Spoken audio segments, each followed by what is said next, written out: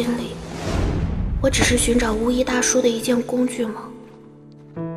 从长安到黔州，王爷对我所有的关注都是为了这块石头坠子吗？查我的身世，用家人威胁我，我的存在对王爷来说，到底算是什么？石坠事关重大，我不得不查。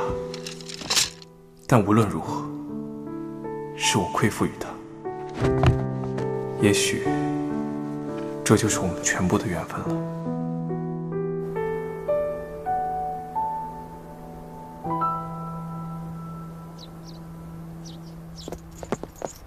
大人，这才刚下过雨，您就着急出门，何不等天晴了再走？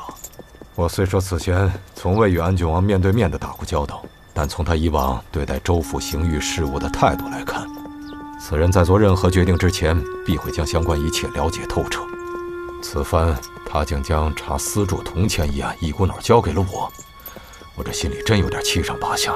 黔州毕竟您管辖的地界，安郡王初来乍到，行事不便，把案子交给您来查办，也是情理之中的。你知道什么？他萧锦瑜行事从来就不按常理。那咱们要如何应对才好？先回州府衙门再说吧。撤！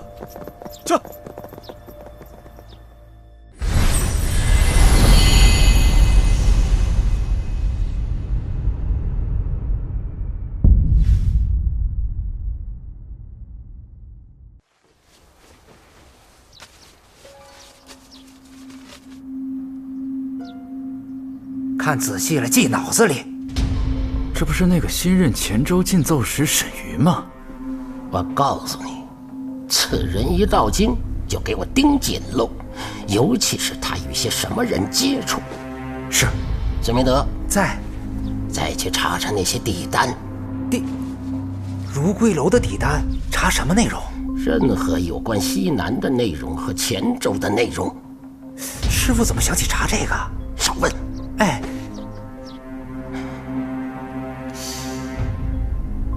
总觉得里边有点不大对劲。哎，西平公主府、薛府、景府和三法司几处都给我盯好了。是。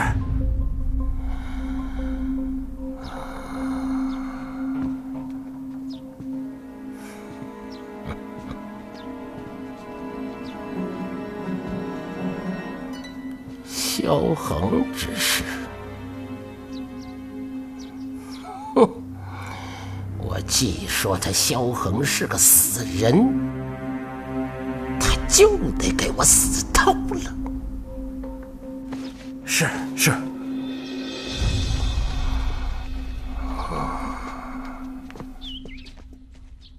锦瑜和景离都还年轻，我不求他们闻达天下，只求他们一世平安。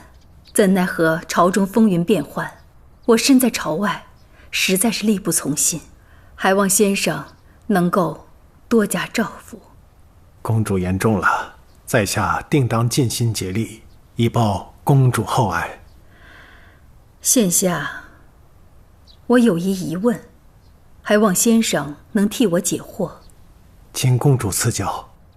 先生已官拜兵部尚书，可听闻西南军中有什么消息啊？西南军中？公主指的是黔中道冷大将军？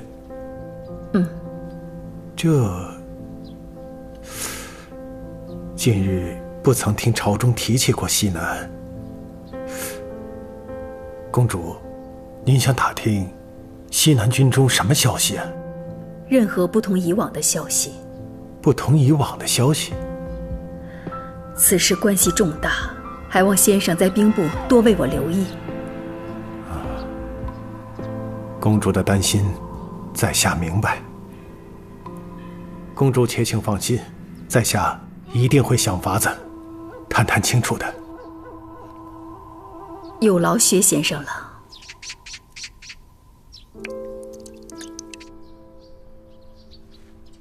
爷爷，都怪我不好，是我害了楚家。说什么傻话呢，楚丫头！老天爷偏巧让咱们楚家遇到了你娘的事，这说明咱楚家命中就有你这个闺女，这也是咱们一家人的缘分。这到底是怎么回事？你跟爷爷说说，爷爷绝不会任人欺负你。不是的，爷爷，他其实不是一个普通的大人，他是安郡王。啊，安郡王？你是说，在朝里统管3司衙门，执掌整个大唐刑狱事务的安郡王？安郡王，都怪我得意忘形。他这样的身份，连刑部尚书大理寺少卿都得乖乖听他的话，我却把他给气成那样，都是我的错。楚楚，一会儿我去求他，他要是有什么不痛快，我就让他冲我来。爷爷，爹，哥，我的命都是楚家给的，这么多年来，你们一直都在保护我，为了我担惊受怕，还受了那么多闲话。现在我长大了，我自己惹的祸就得自己担。这次我一定保护好楚家。楚姑娘，锦瑜要见你。丫头别怕，哥陪你去。锦瑜只要见他一个人。这是我家。楚河，哥，你放心，我能行。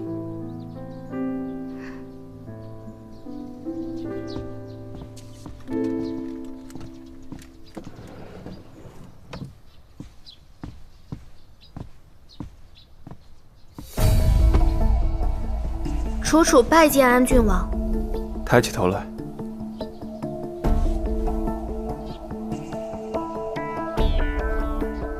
看着我。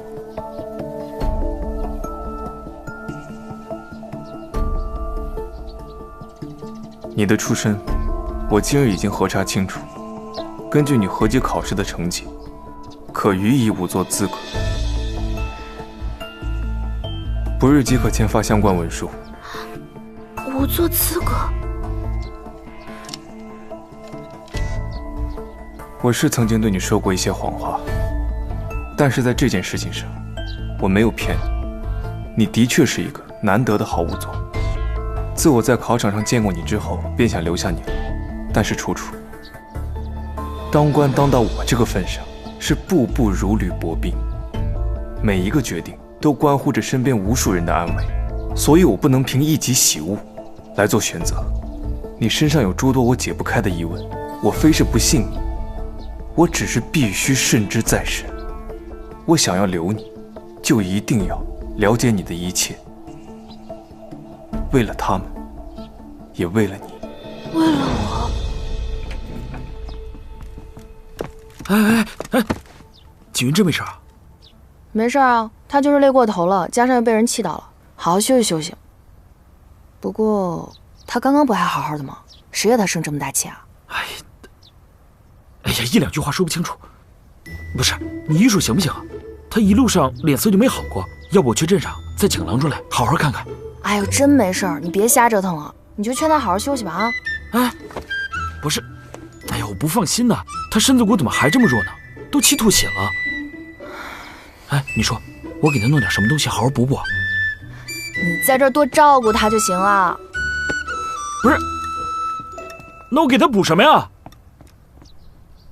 总有人说我算无一策，其实我不过就是在决策之前知道的多一些，消息越多越细，据此做出的排布才越周全。幕后贼人的动机我至今无从知晓，你又藏着诸多事情不肯与我坦白。我这一路上无时无刻不在悬着心，夜不敢寐，唯恐因为对你了解不足而不能筹谋周全，失算分毫，就让你陷入我无力挽回的险境。每个人都有秘密，你不肯对我说，我不怨你，但是我必须通过其他方式调查清楚。我知道这般行事必会惹你不快，但是与你的平安比起来，我宁愿被你讨厌。没有，我没有讨厌你。你都以为我要以楚家的性命要挟你，还要怎样才算讨厌？你对我已全无信任，强留你在我身边，对你我都没有益处。明日我便会为你签好证明仵作身份的文书，想去何处当差，我都可以为你举荐。不是这样的，王爷，我没有讨厌你，我只是……王爷，你太好了，聪明公正，尤其是办案的时候，整个人像在发光，耀眼的像太阳一样。你这么好的人，对我又那么好，除了楚家的人，从来没有人对我这么好过。我只是害怕这些都是假的。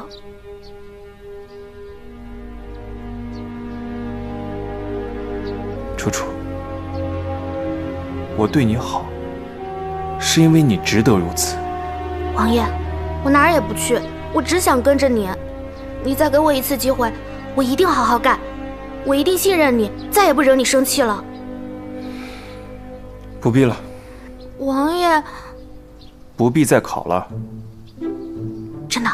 你愿意跟着我，我求之不得。又不信我？信，我相信，我一定好好干，一定成为天底下最好的仵作。那楚家的事也不再追究了。起来吧，为我办一件事，办到，我便不追究了。王爷，你说，我一定办到。我要喝鸡汤啊，汤色要清澈，不能见血沫，不能见油花，汤要浓又要清淡，办得到吗？能，我这就去办。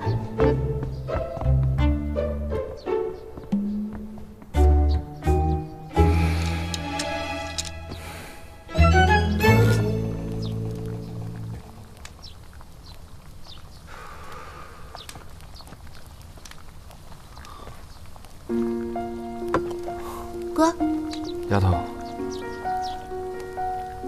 当真没事啊？是我太笨了，我冤枉了王爷。不过幸好他原谅我了，我能跟着他当仵作，楚家就不会有事了。哦，真是太好了，像做梦一样。那你想好了，以后就跟着他了？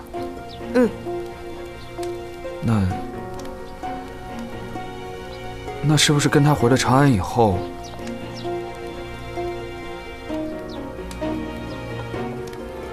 就再也不回来了？当然不是，这里是我家呀，我怎么会再也不回来了呢？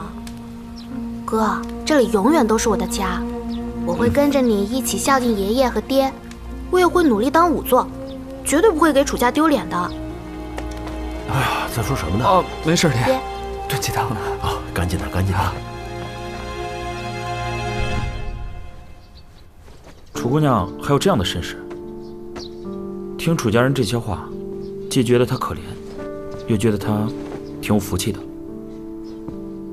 都说天下熙熙，皆为利来；天下攘攘，皆为利往。楚家日子过得如此清苦，还能这样善待一个毫无利益关系的孤儿，真可让那些整日里兄弟阋墙、手足相残的高门大户汗颜了。也只有楚家这样的人家，才能教出楚楚这样正直、无畏的姑娘。是啊，倒是你说你啊，他惹你生气，你骂他一顿不就行了？怎么还能把自己气成这样？我也不知道。啥？唉，现在想来也没什么好气的。当初我让锦衣去查他的时候，就知道，日后他定会怪我。意料之中的事，本不该有如此反应。哼，我也不知道怎么了，让大哥见笑了。我还能笑得出来？都快被你吓死了。我看你就是太累了，等于说你得好好歇几天。我看咱们还是回县衙住吧，那里条件好，方便养病。不知道锦衣那里事情办得怎么样了？待与他问问情况后再说吧。还没有找到许如归的下落吗？暂时还没消息。秦州的那几个人都没问出什么吗？他们都只是奉命办事，只知道要杀我，擒住楚楚。至于为何如此，他们也不知道。关于许如归的身世背景，他们也是一概不知。锦瑜，有句话现在说可能不是时候，不过大哥，若连你说话我都要猜一半，那我真是要累死了。呸！什么死不死的？我是想说啊，既然楚姑娘为人这么简单直率，身世也没什么蹊跷，那她怎么就不肯说出咱们父亲的事呢？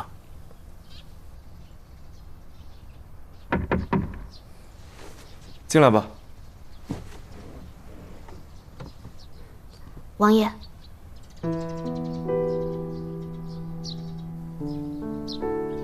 那你们说话，我出去看看。萧将军，厨房里还有好多鸡汤，你也盛些尝尝吧。好。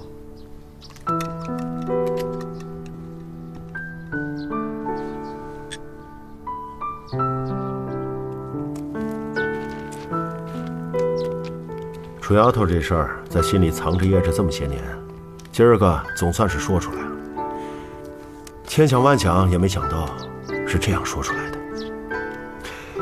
好在楚丫头能讲得通，也好在安郡王通情达理，往后还能跟以前一样，真是太好了。哪儿还能和以前一样？你说啥？爹，楚丫头现在知道了自己的身世，那肯定不可能和以前一样。她现在是没细琢磨，等她想明白了，她肯定想找她亲爹去。我不都跟你说过了吗？当年他爹家里遭了灾，人都没了，他娘才逃难到这儿的。那他还有其他亲戚呢？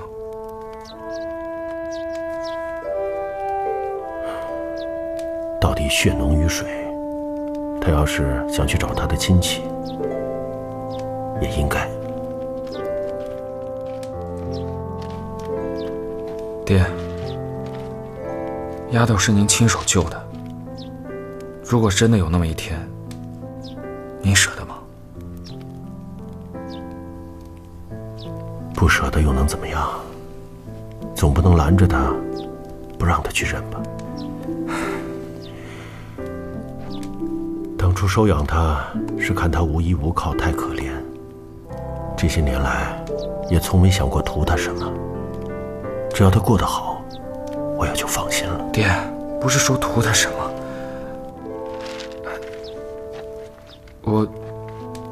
我有个两全的法子。什么法子？我把丫头给娶了，那楚丫头就是咱楚家的媳妇儿了。不管她认不认本家，她都是咱楚家的人了。楚河，你知道你说的是什么话吗？不是爹，您别误会，我不是，但为了留下她才想的这个法子，我是真心喜欢她。你是啥时候有的这个心思啊？不知道，我打小就知道她不是我的亲妹妹。我可怜她，对她好。但是前些日子，她说要去长安考试，您和爷爷就跟她商量过，说如果长安的衙门也像其他衙门一样，不让女人考的话，那就等她回来，找一个待她好的人成亲。那个时候，我就希望那个待她好的人，如果是我就好了。楚河，你要真有这个心思，也得楚丫头愿意才行啊。我知道，不管怎么样，我会对她好一辈子的。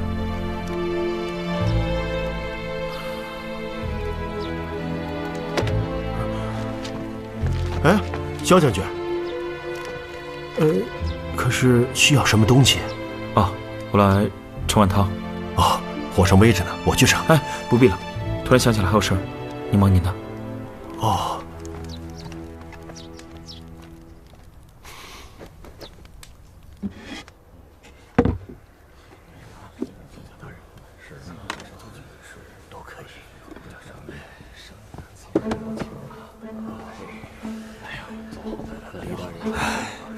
此事便只能如此处置了。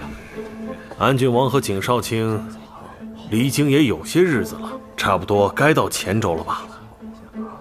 景阁老可有收到他们什么消息了吗？哪有什么消息啊？安郡王的行事作风，王尚书你是知道的。在传消息的事上对手下约束极严，景毅从离京到现在一封家书都没来过。这倒也是，自严明一案查出凶手之后，安郡王也不知道在防谁，把三法司围得铁桶一般。金阁老，诸位，我在严明死后曾听人提起，严明生前曾在洗衣间口出狂言，说他找到了先帝武宗之子昌王还活着的证据。哎，薛尚书，你不也听说过这件事吗？啊，我是有所耳闻，不过，都是一些人醉酒之后的胡言乱语罢了。哎，据我所知，严明那个人可从不胡言。若真有此事，严明必是因此招致杀身之祸的。韩尚书，命案的事情还是你清楚啊。你说什么呢？这个案子我怎么能清楚呢？这是人家安郡王办的案子，他说了多少我就知道多少，诸位也都听见了呀。可当日安郡王说那凶手在大理寺狱中服毒自尽了，这严明到底因何被杀？直到安郡王离京之前，这也没个下文呢。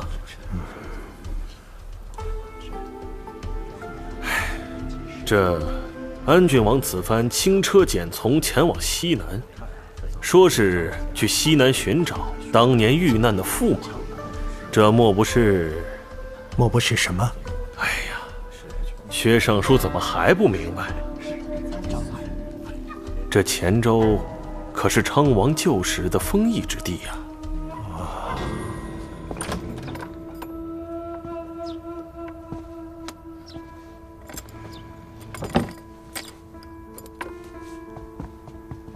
师傅，王军说昌王还活着。昌王，他就是这么说的。简直荒谬！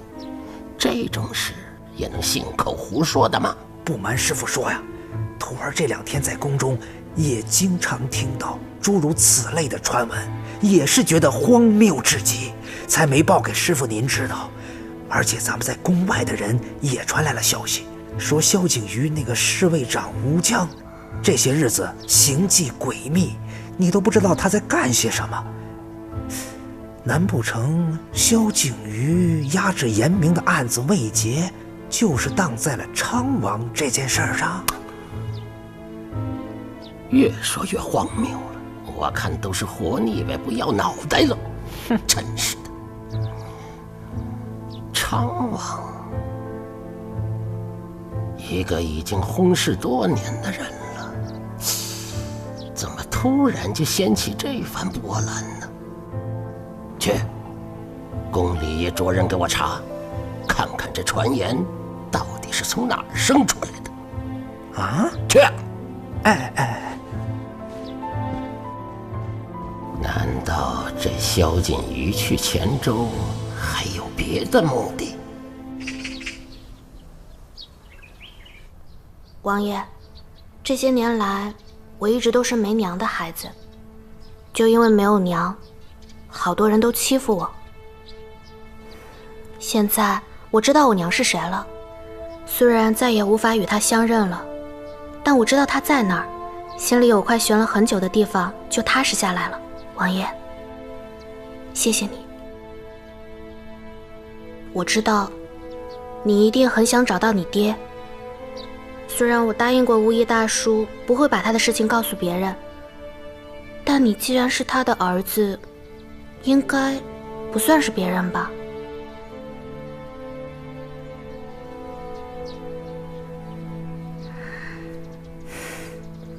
你猜的都对，给我讲故事的和送我石头坠子的人，就是巫医大叔。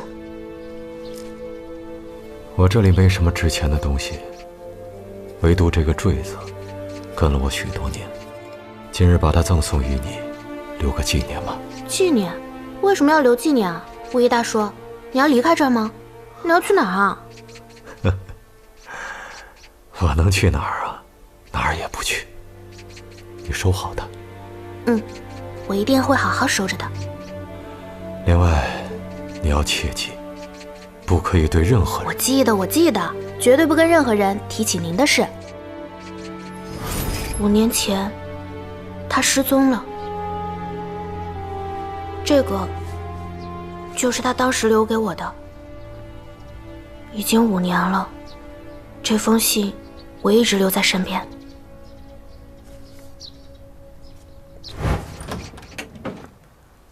巫医大叔，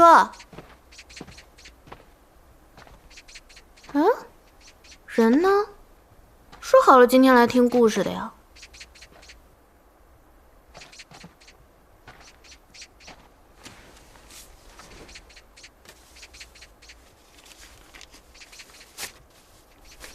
楚楚，我有急事出趟远门，来不及向你当面道别，便在此别过了。你好生学习手艺，相信事在人为，你定能有机会当上仵作。我以为巫医大叔办完事就会回来，但是他一直都没有回来。我从小就认为，这世上真的有玉面判官，我想带玉面判官回来。我一直以为，只要我能找到玉面判官，就能知道巫医大叔去哪儿了。王爷，我真的就只知道这些了。谢谢你告诉我这些。只知道这些，能找到巫医大叔吗？我一定会找到的。我相信你。楚楚啊，爷爷。王爷，多谢安郡王宽仁，出家无以为报，但有差遣，粉身碎骨，在所不辞。老先生言重了。楚楚啊，有样东西，爷爷想交给你，这是你娘许氏随身的东西。当年我给她入殓的时候啊，我嘱咐别人悄悄从你娘的发髻上取下的，本来想等你出嫁的时候再给你，也算是你娘给你送嫁了。现在既然把这事儿说开了，也是交给你的时候了。谢谢爷爷。哎，科普让我看看。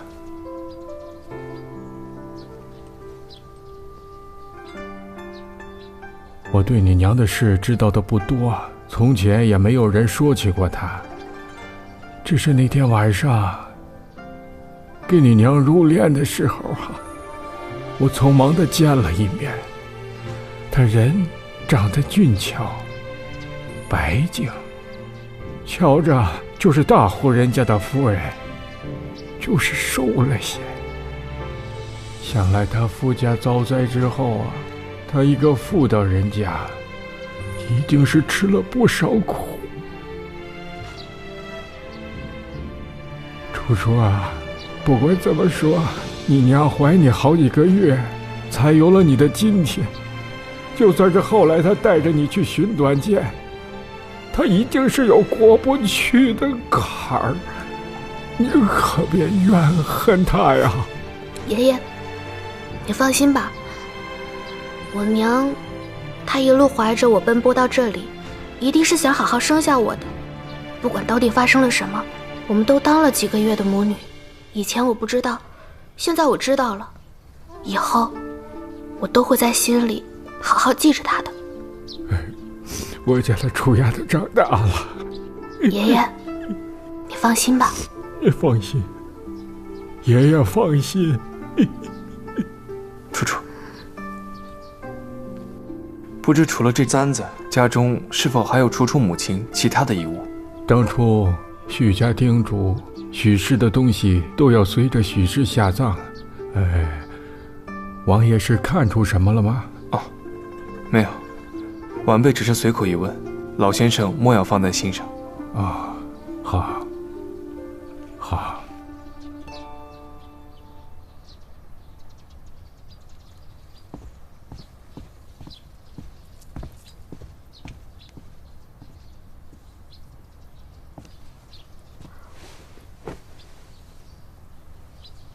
王爷，你是在画这簪子吗？嗯。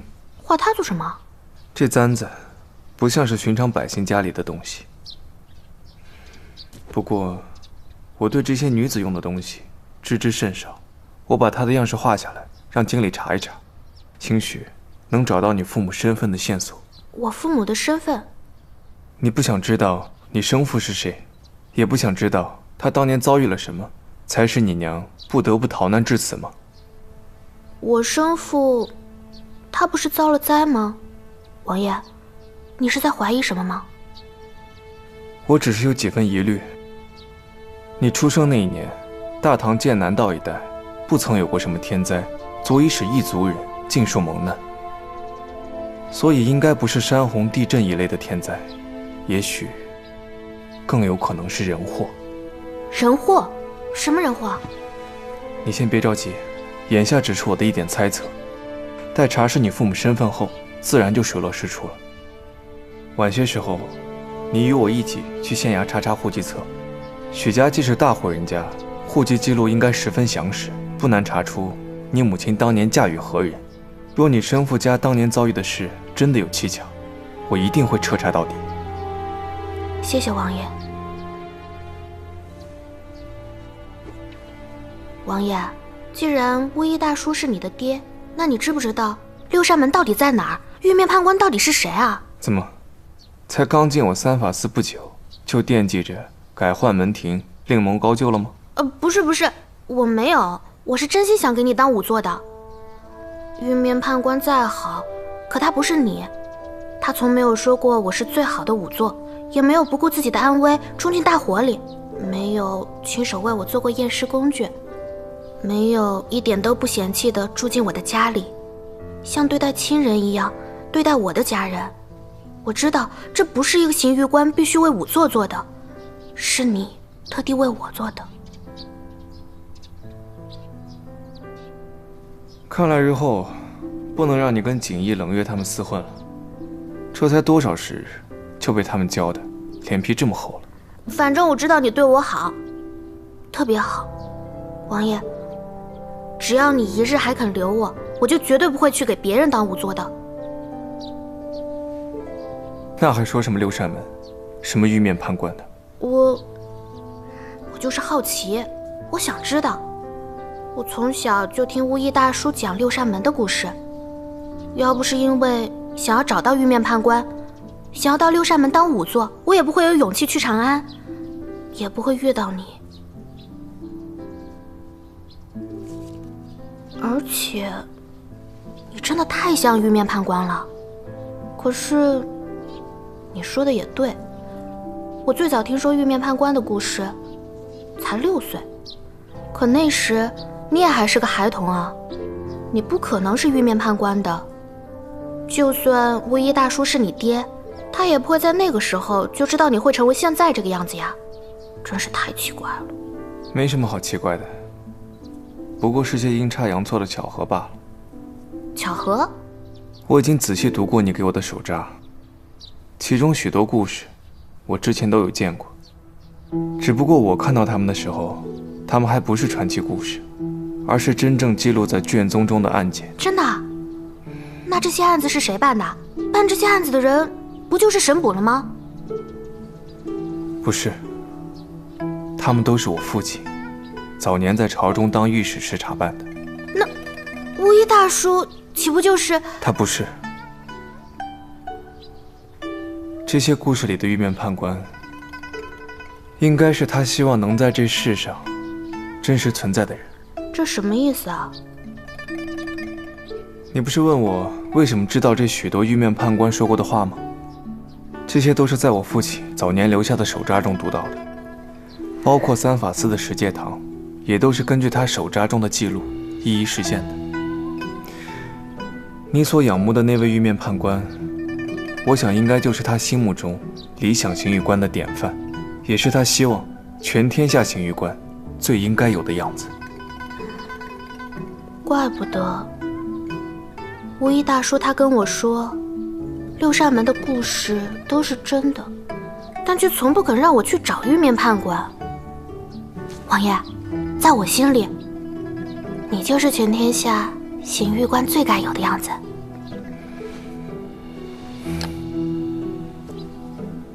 你把这簪子收好。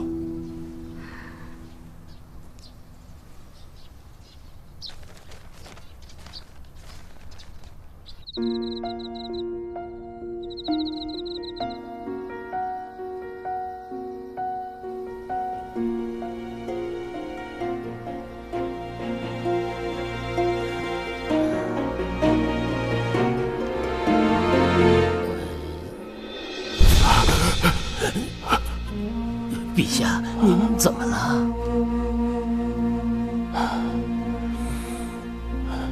什么时辰了？回陛下，3更2点。陛下，您该歇息了。去沏杯茶来，朕把这几个牌子做完了再睡。遵命。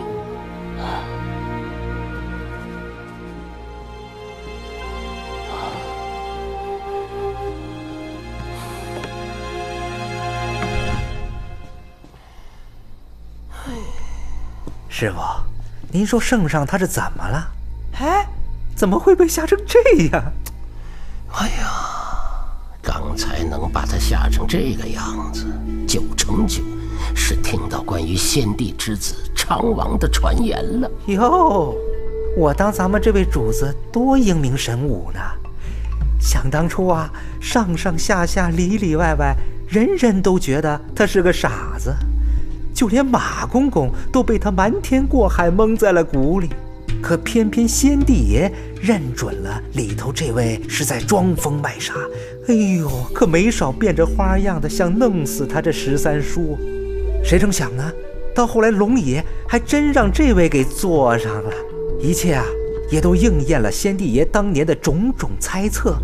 您说当今圣上该不会是梦见先帝之子昌王活了过来，正夺他江山吧？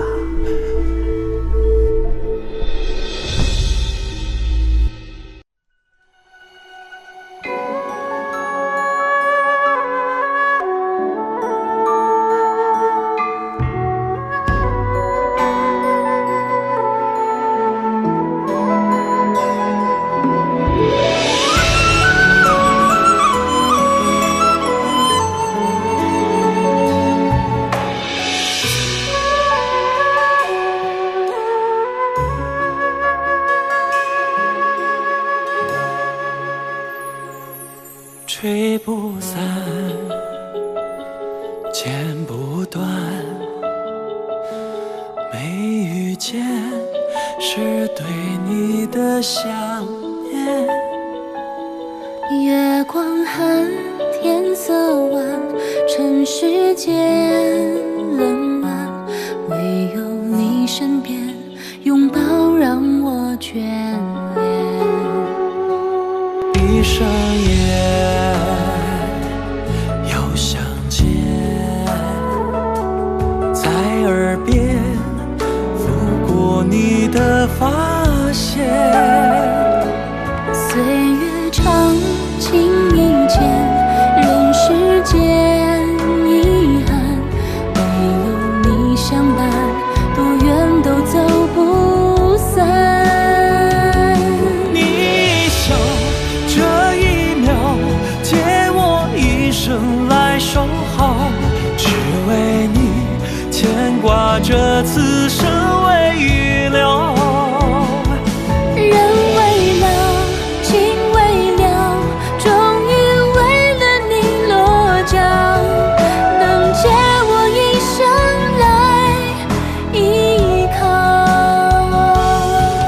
远方的此生的美好。